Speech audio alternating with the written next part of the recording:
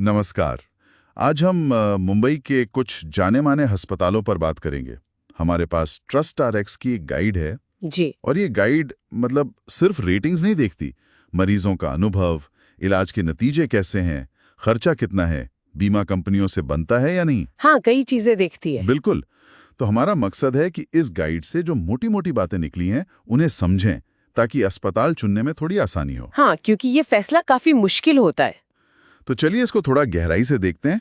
Trust RX ने जो top 10 अस्पताल बताए हैं मुंबई में, उन पर बात करते हैं। क्या अच्छा है, क्या कमजोरियां हैं और कौन सी खास सर्विसेज हैं। ठीक है। तो शुरुआत करते हैं sir HN Reliance Foundation Hospital से। इसकी रेटिंग तो बहुत ही ऊंची है, करीब 4.9। हाँ, 4.9 तो काफी ज्यादा है। और सुविधाएं एकदम लेटेस्ट हैं। बिलिंग का सिस्टम भी काफी पारदर्शी बताया गया है और ज्यादातर बीमा कंपनियों से कैशलेस इलाज हो जाता है। ये तो बहुत अच्छी बातें हैं। लेकिन एक दिक्कत है। गाइड कहती है कि मरीज इतने आते हैं कि ओपीडी अपॉइंटमेंट मिलना थोड़ा मुश्किल हो सकता है। भीड़ ज्यादा मतलब। हाँ, और खास तौर पर जो प्राइवेट कमरे हैं उनका खर्च काफी ज्यादा है। ये अस्पताल दिल और कैंसर के इलाज के लिए ज्यादा जाना जाता है। और यहाँ एक पैटर्न दिखता है ना? जो बड़े नाम हैं, जिनकी रेटिंग बहुत ऊंची है, सुविधाएं नहीं है, हाँ, वहाँ अक्सर जेब पर भारी पड़ता है और भीड़ भी ज्यादा मिलती है। तो सोचना पड़ता है कि क्या ये प्रीमियम कीमत हमेशा बेहतर केयर की गारंटी है या फिर ब्रांड वैल्यू और सुविधाओं का खेल है। सही बात है। अच्छा, रिलायंस के बाद लिस्ट में अगला नाम कोकिलाबेन धीरूभाई अंबानी हॉस्पिटल का है, अंधेरी वेस्ट में। जी, ये भी काफी मशहूर है। हाँ, ये रोबोटिक सर्जरी जैसी एडवांस टेक्नोलॉजी और बड़े बीमा नेटवर्क के लिए जाने जाते हैं। रेटिंग भी अच्छी है, 4.8 के आसपास। पर यहाँ गाइड में कुछ मरीजों ने बताया है कि कभी-कभी बीमा क्लेम प्रोसेस में, मतलब वो जो टीपीए संभालते हैं, हाँ, थर्ड पार्टी एडमिनिस्ट्रेटर। हाँ, उसमें या फिर बिलिंग में थोड़ी देरी हो जाती कभी-कभी। और कुछ लोगों ने ये भी कहा कि नर्सों का रिस्पॉन्स टाइम थोड़ा धीमा लगा उन्हें। देखिए, ये बहुत जरूरी पॉइंट है।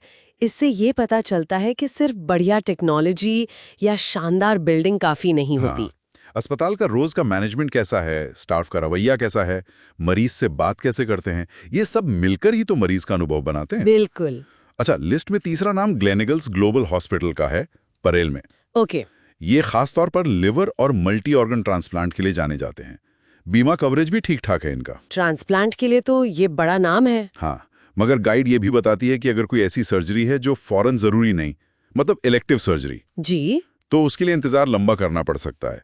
और ट्रांसप्लांट जैसी बड़ी चीजों का खर्च अच्छी बीमा पॉलिसी होने पर भी कभी-कभी उम्मीद से ज्यादा निकल आता है। मिले। सही। ये दिखाता है कि इलाज से पहले खर्च की पूरी और साफ जानकारी लेना कितना जरूरी है, खासकर बड़े ऑपरेशनों के लिए छुपे हुए चार्जेस ना हो। हाँ, ये तो है। अच्छा, इन बड़े नामों के अलावा गाइड में और भी कई अस्पताल हैं, जसलोक, हिंदुजा, नानावती, मैक्स, ब्रीच कैंडी, वोकहार्ट, सैफी, फोर्टिस। जी, पूरी लिस्ट है। और वहाँ भी कुछ ऐसी ही मिलीजुली तस्वीर दिखती है।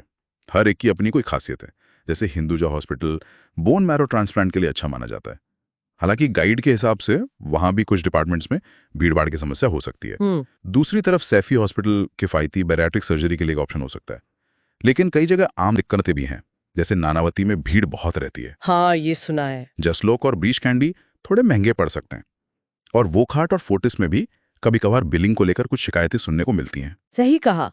तो इससे यही बात सामने आती है कि कोई भी अस्पताल शायद हर लिहाज से परफेक्ट ना हो। हाँ, ऐसा ही लगता है। मरीज के लिए जरूरी है कि वो अपनी खास जरूरत दिखे, कौन सा इलाज चाहिए, बजट कितना है, बीमा पॉलिसी कौन सी है, इन सब बातों को ध्यान में रखकर ही फैसला करना चाहिए। मतलब सिर्फ ओवरऑल रेटिंग काफी नहीं है? बिल्कुल नहीं। जिस बीमारी का इलाज कराना है, उस खास डिपार्टमेंट की रेटिंग या उसके बारे में मरीजों की राय क्या है, वो देखना ज्यादा फायदेमंद हो सकता है। ये तो बहुत काम की बात है। तो इस सारी जानकारी को समेटें तो क्या खास बातें ध्यान में रखनी चाहिए अस्पताल चुनते वक्त? गाइड क्या सुझाव देती है? कुछ बुनियादी चीजें हैं जिन पर गाइड भी जोर देती है। पहली बात, ये पक्का कर लें कि आपकी बीमा कंपनी उस अस्पताल में कैशलेस इलाज देती है या नहीं। ये पहले ही पता करना जरूरी है। हाँ, वरना बाद में दिक्कत होती है। बिल्कुल। दूसरी बात, अगर दिल या कैंसर जैसे स्पेशल डिपार्टमेंट में दिखाना है जहां भीड़ ज्यादा रहती है, तो अपॉइंटमेंट पहले से बुक कर लें। अच्छा। तीसरी, खर्चों में पारदर्शिता के लिए हमेशा आइटम वाइज बिल मांगे, मतलब हर चीज का अलग अलग हिसाब, ताकि पता चले पैसा कहाँ जा रहा है। हाँ। और अगर हो सके तो एक बार खुद ओपीडी में जाकर माहौल देख लें, साफ सफाई कैसी है, स्टाफ का बर्ताव कैसा है, इसका अंदाजा लग जाता है। ये भी अच्छा पॉइंट है। और जैसा हमने पहले कहा, सिर्फ पूरे अस्पताल की ओवरऑल रेटिंग पर ना जाएं। जिस डिपार्टमेंट में इलाज होना है उसकी जानकारी जुटाना ज्यादा जरूरी है। तो ये थी मुंबई के कुछ मुख्य अस्पतालों पर ट्रस्ट आरएक्स गाइडलाइन के आधार पर हमारी संक्षिप्त सी चर्चा। उम्मीद है कि ये जानकारी अस्पताल चुनने जैसे मुश्किल फैसले में थोड़ी मदद करेगी। जी, उम्मीद तो यही है। और जाते जाते सोचने के लिए बस एक बात, आजकल हम नए टेक्नोलॉजी और शानदार बिल्डिंग्स की बहुत बात करते हैं, जो जरूरी भी है। हाँ, वो तो है। पर क्या मरीज के भरोसे और उसके अच्छे अनुभव के लिए बिलिंग में ईमानदारी, स्टाफ का अच्छा व्यवहार और उनसे साफ साफ बातचीत करना ज्यादा मायने नहीं रखता?